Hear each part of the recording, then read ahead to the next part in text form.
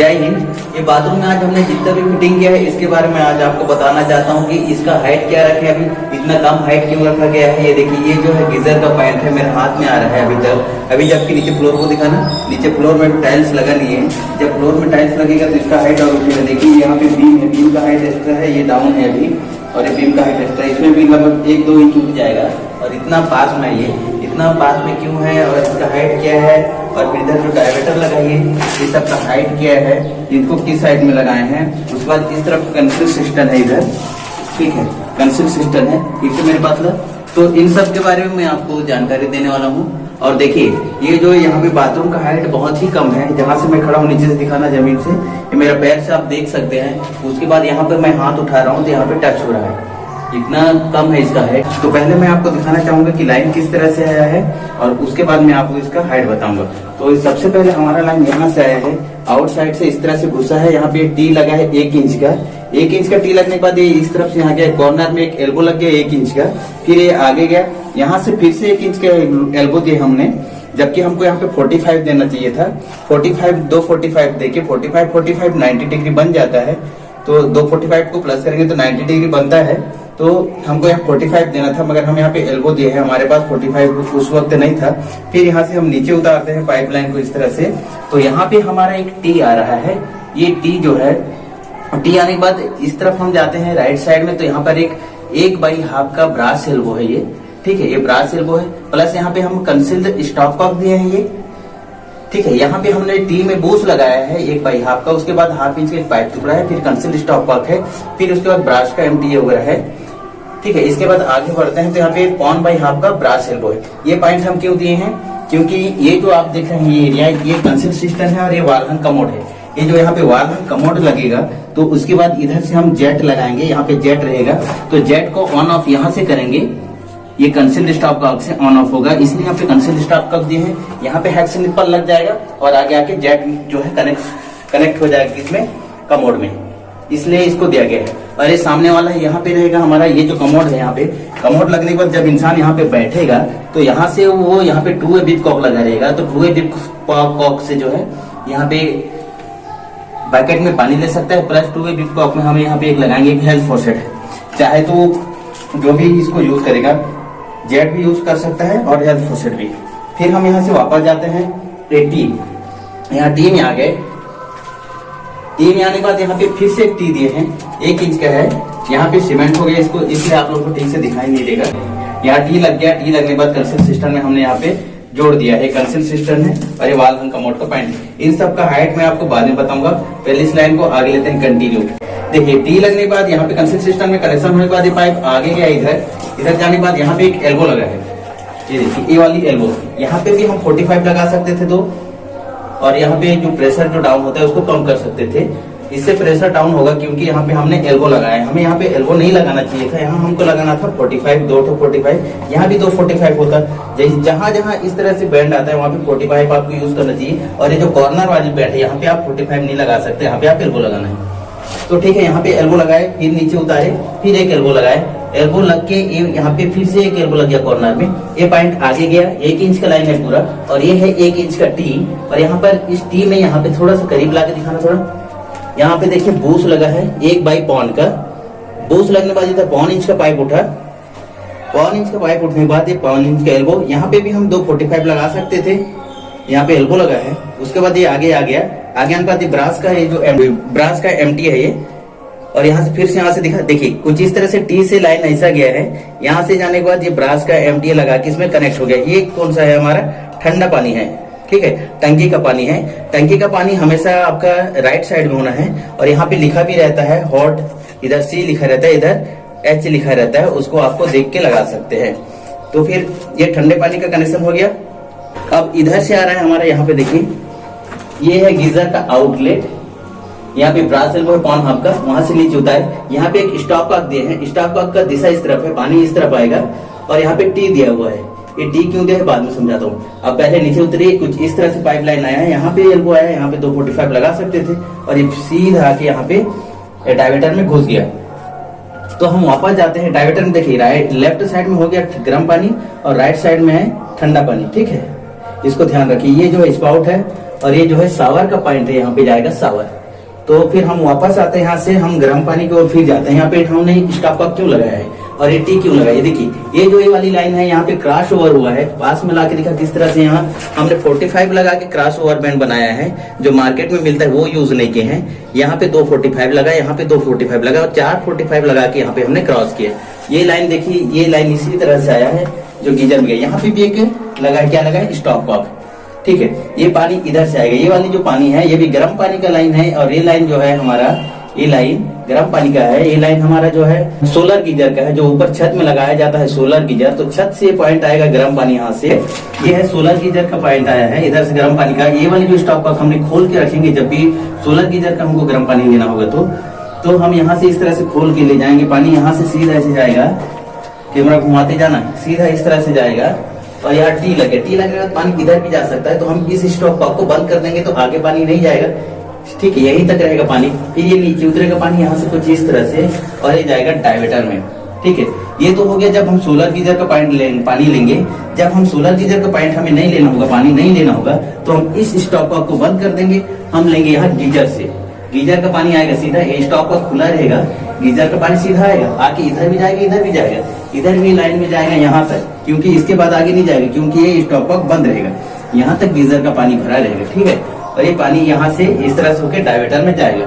ठीक है, इधर से आएगा गर्म पानी, इधर से ठंडा पानी, फिर ये स्पाउट में आप ले सकते हैं, फिर शावर में। ये क्लियर हो गया आपका डायवर्टर का। फिर हम वापस आते हैं यहाँ से, यहाँ तक हम आए थे। अब यहाँ से हम टी से वापस जाते हैं, कुछ इस तरह से हम पॉइंट बनाए। यहाँ से देखिए 1 इंच का है, यहाँ 1 इंच का हमने यहाँ पे टी लगाया है, ये वाली। फिर टी में 1/5 का बूस लगाया, रेड्यूसर बूस। फिर इसके बाद एक आगे गया है ऊपर सीधा गया यहाँ पे एक गीजर का इनलेट हो गया। ठीक है, और एक गीजर का आउटलेट, ये स्टॉप कॉक एक लग गया और दूसरे स्टॉप कॉक उधर है। ये तो आपको समझ में आ गया है गीजर का पॉइंट। फिर हम यहाँ से वापस जाते हैं। वापस जाने के बाद देखिए ये पॉइंट सीधा इस तरफ से गया और थोड़ा पीछे उस तरफ हो जाए, तेरा छाव नहीं आती। देखिए पानी कुछ पाइप जो है कुछ इस तरह से गया। यहाँ से जाने के बाद ये टी लगा 1 इंच का, 1 इंच का पाइप है, 1/5 के यहाँ पे ब्रास है। ये पॉइंट हमारा कस्टमर का मांग है कि यहाँ पे वो वॉशिंग मशीन रखेंगे छोटी सी जगह में, तो वॉशिंग मशीन के लिए इनलेट है। इसका हाइट क्या है मैं आपको बाद में बताता हूँ, सभी का हाइट मैं आपको बता दूंगा। फिर इसके बाद हम यहाँ से वापस जाते हैं। वापस जाने के बाद यहाँ एल्बो लगाए, एल्बो लगाने के बाद सीधा यहाँ गया और यहाँ पे टी लगा है। टी लगा के पॉइंट जो है आउटसाइड में गया है, आउटसाइड में एक वॉश बेसिन लगना है उस तरफ, मतलब बाथरूम से बाहर में। और ये जो बाथरूम से बाहर से देखिए 40 mm का रिजिड पाइप है, जो वॉशिंग मशीन वॉश बेसिन का जो है ड्रेन आएगा। ये वॉश बेसिन के लिए इनलेट पॉइंट हो गया और ये वॉश बेसिन का ड्रेन। ये टी से फिर हम आगे जाते हैं, यहाँ पे एक एल्बो लगाए। एल्बो लगाने के बाद यहाँ पे फिर से एक एल्बो दिए, उसके बाद यहाँ पे एक क्रॉस एल्बो दिए हैं। देखिए ये ब्रास एल्बो है 1/2 का। यहाँ पे एक लगेगा वॉशिंग मशीन वॉश बेसिन का इनलेट पॉइंट, ये वॉश बेसिन का आउटलेट। यहाँ पे बॉटल ट्रिप लगे कुछ इस तरह से, यहाँ से आके यहाँ नाली ट्रिप में ये कनेक्ट हो गया है। अब मैं यही वॉश बेसिन का पॉइंट से मैं आपको समझाने की कोशिश करता हूँ कि इनका हाइट क्या रहता है। ये जो आपको फ्लोर दिखाई दे रहा है, जो नीचे जमीन है, ये जब यहाँ पे टाइल्स लग जाएगा, जितना भी टाइल्स वाले हाइट लेगा, तो टाइल्स लगने के बाद इसका फाइनल हाइट कम से कम 18 इंच रहना चाहिए। इसका सेंटर, ये जो बॉटल ट्रैप में हम पॉइंट बनाते हैं, उसका हाइट 18 इंच रहना है हमेशा। और ये जो आपका इसका इनलेट का पॉइंट है, इसको भी 17 से 18 इंच में आप रख सकते हैं। तो हमारा भी 17 इंच में आ जाएगा और ये 18 इंच में आएगा। फिर हम यहाँ से वापस जाते हैं, वॉशिंग मशीन का देख लीजिए। वॉशिंग मशीन के लिए कभी भी आप पॉइंट बनाते हैं तो जो वॉशिंग मशीन है 2 प्रकार की आती है, फुल्ली ऑटोमेटिक होती है। फुल्ली ऑटोमेटिक वॉशिंग मशीन के लिए आप नीचे भी कहीं भी पॉइंट दे सकते हैं, कोई दिक्कत नहीं है। लेकिन एक जो ऑटोमेटिक मशीन, फुल्ली ऑटोमेटिक नहीं आता है, कुछ मैनुअल चलता है, उस मशीन के लिए आपको इसका हाइट जो है कम से कम 40 से 42 इंच रखना चाहिए। ये नीचे फ्लोर में जब टाइल्स लग जाएगा, यहाँ पे टाइल्स लगने के बाद टाइल्स से हम नापेंगे तो इसका हाइट वॉशिंग मशीन का पॉइंट का हाइट 40 से 42 इंच होना चाहिए। और फिर हम यहाँ वापस आते हैं। ये जो गीजर का पॉइंट है, गीजर का पॉइंट जो है हमेशा जो शावर का पॉइंट होता है उससे ऊंचा होना चाहिए, मेरा मानना है, क्योंकि शावर में भी हमें गर्म पानी चाहिए। अभी इस कंडीशन में देखिए गीजर का पॉइंट नीचे है और हमारा शावर का पॉइंट थोड़ा हाइट में है। तो क्या है, गीजर का जो गर्म पानी है यहाँ से जाएगा डायवर्टर में मिक्स होने के बाद शावर तक गर्म पानी नहीं जाएगा, क्योंकि गीजर का हाइट ही शावर से डाउन है। तो ऊपर पानी कैसे जाएगा, पानी का ग्रेविटी बनेगा नहीं। मतलब अभी ये इस लेवल में पानी आएगा तो गर्म पानी भी इसी लेवल तक यहाँ तक जाएगा, आगे नहीं बढ़ पाएगा। तो इसीलिए हमेशा कभी भी इसका गीजर का पॉइंट बनाते हैं तो आप लोगों को ध्यान देना है कि जो शावर का पॉइंट है उससे ऊंचा होना चाहिए। और दूसरी बात एक चीज और देखना है, शावर का पॉइंट से मैंने शावर का पॉइंट से ऊंचा क्यों नहीं किया, क्योंकि देखिए यहाँ पे बीम भी आ गया है, बीम के आगे मुझे ऊपर में गीजर भी रखना है, गीजर के लिए भी जगह चाहिए, तो गीजर के लिए जगह यहाँ कम है, इसलिए हमने यहाँ रखा है। तो इस बाथरूम में जो है गर्म पानी शावर में ऊपर तक नहीं जाएगा, नीचे स्पाउट में आएगा। तो आपको ध्यान देना है, शावर का हाइट जितना भी रहता है 6.5 इंच 6.5 फीट 7 इंच 7 फीट तक रखते हैं, तो 7 फीट कम से कम इसका हाइट भी होना चाहिए, 7 फीट 7.5 फीट। लेकिन ये भी ध्यान देना है कि छत से 24 इंच नीचे होना है, ऊपर जो सीलिंग दिखाई दे रहा है उससे, तब आपका इसके ऊपर गीजर लगेगा। अगर 24 इंच से नीचे हो गया तो आपको गीजर को साइड में लगा के कनेक्शन पाइप ले जाके वापस यहाँ पे डालना पड़ेगा गीजर का इनलेट आउटलेट पॉइंट में। फिर हम यहाँ से वापस आते हैं, यह है डायमीटर। डायमीटर का हाइट हमें हमेशा 40 से 42 इंच में सेंटर रखना है। जो सेंटर दिख रहा है ना डायमीटर का, इसका सेंटर 40 से 42 इंच रहना चाहिए। उसके बाद हम जो ये नीचे आते हैं, जो पॉइंट स्पाउट का, स्पाउट हो या वॉल मिक्सर हो, तो उसका भी पॉइंट यहाँ पे देखिए, ये जो पॉइंट नीचे स्पाउट का, इसका पॉइंट हमेशा 28 से 32 इंच तक आप रख सकते हैं। कम से कम 28 इंच, ज्यादा से ज्यादा 32 इंच। 32 इंच से ऊपर ना रखें और 28 इंच से नीचे ना रखें। हमारे जो ये जो स्पाउट का पॉइंट है अभी 30 इंच में है, टाइल्स लगेगा नीचे में फ्लोर में, तो ये 30 इंच में आ जाएगा। उसके बाद शावर का आपको जैसे पता है, शावर का हाइट 6.5 फीट में होना चाहिए, 6.5 7 फीट होना चाहिए, 6.5 से कम नहीं होना चाहिए। तो हमारा यहाँ पे अभी टाइल्स लगने के बाद 7 फीट आएगा ये। ठीक है, हम यहाँ से वापस जाते हैं कंसील सिस्टम को।